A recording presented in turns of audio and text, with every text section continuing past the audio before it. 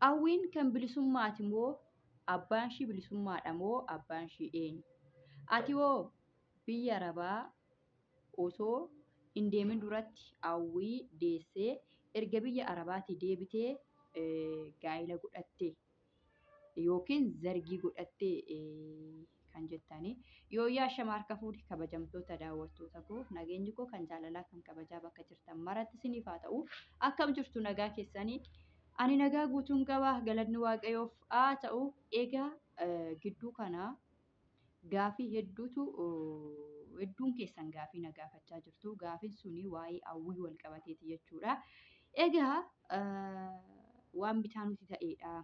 Gaafii kana nu deebisi jettanii baay'een keessan gaafii kana na gaafattanii innis maal egaa akkuma jalqaba irratti kaasee ati hawwii deesse biyya arabaa deemtee erga biyya arabaatii deebitee zargeeffattee mul'iifaa maatiin keessi waamamuu maa inni akkaataa isaa nu galuu didee wal nurkaa dha'ee kan jettan egaa jalqaba haga dhumaatti isinitti himaa viidiyoo kana hanga dhumaatti suuteedhaatii dhaggeeffadhaa ifa isinii ta'a jechuudha.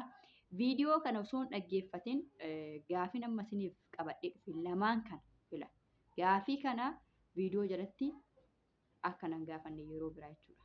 Rakkoon keessa yeroo baay'ee gaafiin gaafattu yeroo namni isinii deebise hin argitan deebistanii gaafumsan nama gaafattu jechuudha. Baay'ee keessan immoo miti jechuudha tokko keessanidha kuni. Egaa jalqaba irratti abbaan hawwii bilisummaadha moo nama biraatii ifa nu godhi kan jettanii inni lammataa egaa walumaa galatti hawwii nama biraa irraa argatteetu sana booda biyya arabaa deemtee erga deebitee immoo bilisummaa wajjin gaa'ela dhaabbattee zargeeffattee millaashii mul'ii maal jettaa ka jettanidha gaafichi jechuudha. Egaa daawwattoota keenyaa dubbichi sirriitti ifa isinii godhagaa hawwiin kan koo miti jechuudha kan bilisummaas miti kan koos miti. Har'agaa baay'een keessanii naayinaan isiniin jedha hawwiin kan koos miti kan bilisummaas miti jechuudha. Gaafin akkana isiniin jedhu hawwiin kan nama biraati haatis abbaanis kan nama biraati kan eenyuti ka jedhu isinitti himaa kan koos miti kan bilisummaa miti hawwiin ani immoo osoon biyya arabaa hin deeminittis hawwii hin deenye daa'ima tokkoyyuu hin qaban jechuudha. Du'aayii godha gara fuula duraatti daa'imaaf akkan godhadhuuf du'aayii godha malee daa'ima hin qabu jechuudha. Walumaa galatti daa'ima hin qabu. Haa ta'u malee hawwiinoo kan eenyuti kan jedhu egaa gaafiin isin gaafattanii ifa akkasiniif ta'uufini hawwii walumaa galatti erga deessee biyya arabaa deemtee kan jettan irratti jala mureessinitti himee walumaa galatti hawwiin kan kootii miti. Abbaan ishiis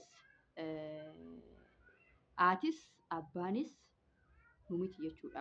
Garuu hawwiin kan eenyuti yoo jettanii hawwiin kan siistarii kootiti jechuudha.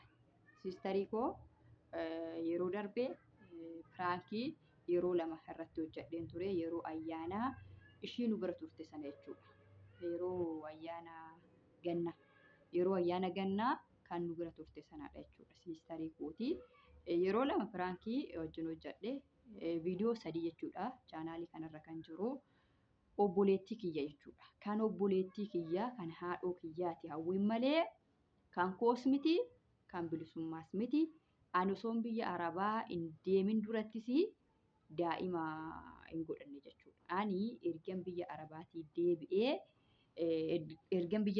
deebi'ee iyyuu kan inni gaa'ela godhadhe jechuudha. Innis bilisummaa wajjiniin nuyi daa'ima hin godhanne jechuudha. Anis innis daa'ima hin qabnu daa'ima hin godhanne gara fuula duraatti garuu rabbitu beekaa daa'ima ni godhanna jennee abdii qabna. Egaa abbaan ishii nama biraati haati ishii nama biraati haati ishii obboleettii kiyyaa kan firaankii irratti hojjetaa ture sana kan yeroo gannaa nu bira turteedha.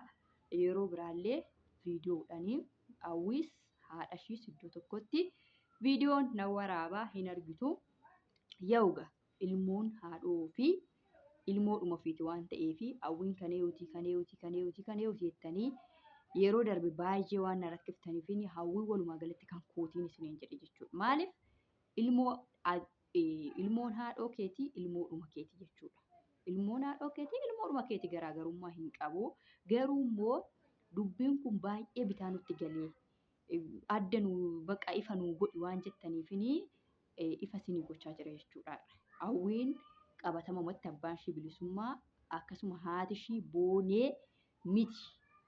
Haati ishii nama biraa abbaan nama biraa garuu ilmoo haadhoo keenya jechuudha. Ilmoo obboleettii kootiiti natu fudhate jechuudha.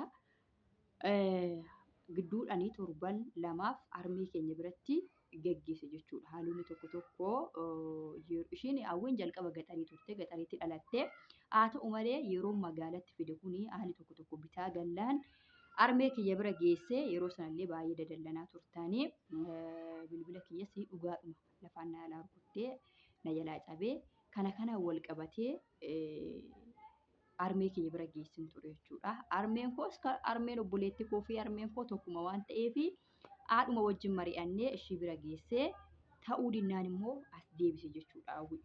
Sanas qophaa koo osoo hin ta'in siistaruma wajjin mari'annee maal wayyaa biyaansi waggaa 6 wayii yeroo taatu yookiin amma waggaa 6 faasgaa dhuftu yeroo sana waggaa 7 yeroo taatu as deebiftaa harmee koo bira haa teessu.